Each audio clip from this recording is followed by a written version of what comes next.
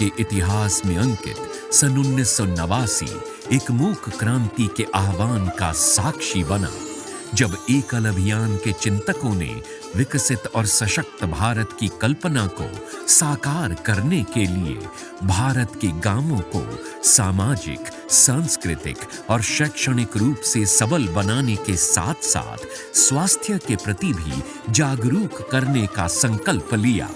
इसके फलस्वरूप ग्रामीण क्षेत्रों में आरंभ हुई एक क्रांति। देश के सबसे मुश्किल क्षेत्रों में, वनवासी इलाकों में, कभी कभी तो लगता है जहां सरकारें भी नहीं पहुंच पाई, वहां एकल अभियान जैसे प्रयासों ने समाज को शिक्षित और सक्षम बनाने का बीड़ा उठाया। एकल विद्यालय आज लगभग 80,000 गांवों में 6 से 14 वर्ष की आयु के 22 लाख से अधिक ग्रामीण बालक बालिकाएं एकल विद्यालयों में अनौपचारिक और संस्कार शिक्षा ग्रहण कर रहे हैं। पुरुषार्थ से जो अर्थ अर्जित हो वो परमार्थ में समर्पित हो, उसका नाम एकल है। जो सेवा एकल के माध्यम से आज की जा रही है वो मुझे सर्वोपरि महत्वपूर्ण लगती है। मैं आपसे इतना ही कहना चाहता हूं कि यदि अन्य कोई कार्यभार मेरे पीछे नहीं होता तो मैं सारा का सारा समय केवल इसी एक काम के लिए दे देता।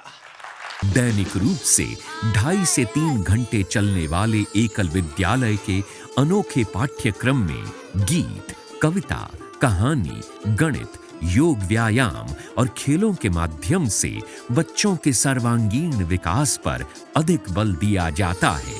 एकल विद्यालय के बच्चों के खिले हुए चेहरे बता रहे हैं कि उनका बचपन आधुनिक प्रणाली की शिक्षा के दबावों और बोझ से मुक्त है।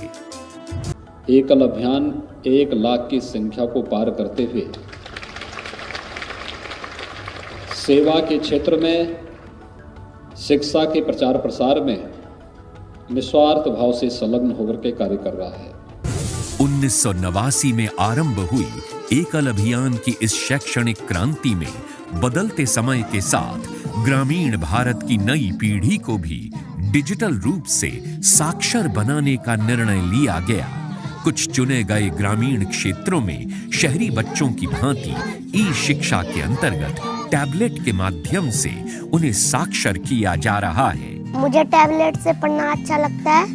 मैंने उससे कई चीजें सीखी हैं। टैबलेट में कार्टून के साथ आवाज भी आती है और अच्छा भी लगता है। जो हम किताबों से पढ़ाते हैं, किताबों के माध्यम से खाली बच्चे पढ़ते हैं।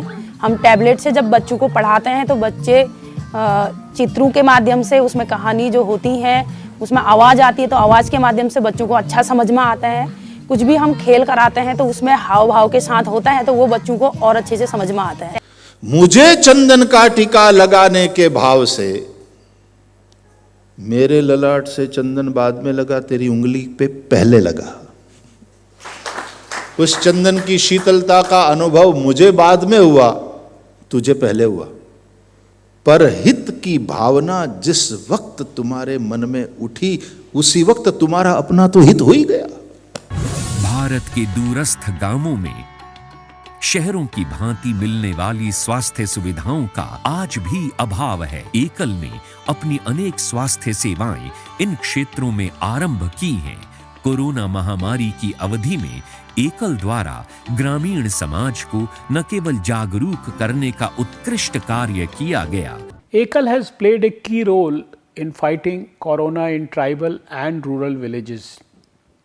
Ekal has used its vast network of teachers and volunteers and deep reach to help government control. एकल की 2 आई वैन गांव-गांव जाकर ग्रामीणों को निशुल्क चश्मे और दवाइयां उपलब्ध करा रही हैं। निशुल्क स्वास्थ्य जागरूकता शिविरों का आयोजन भी समय समय पर नियमित रूप से किया जाता है। आयुर्वेद की पारंपरिक वनौषधियों के प्रयोग से सामान्य रोगों से बचाव के उपाय आरोग्य के कार्यकर्ताओं से जानकर आम ग्रामीण अब लाभान्वित हो रहे हैं। I have had a long family history of being involved with the Ekal movement.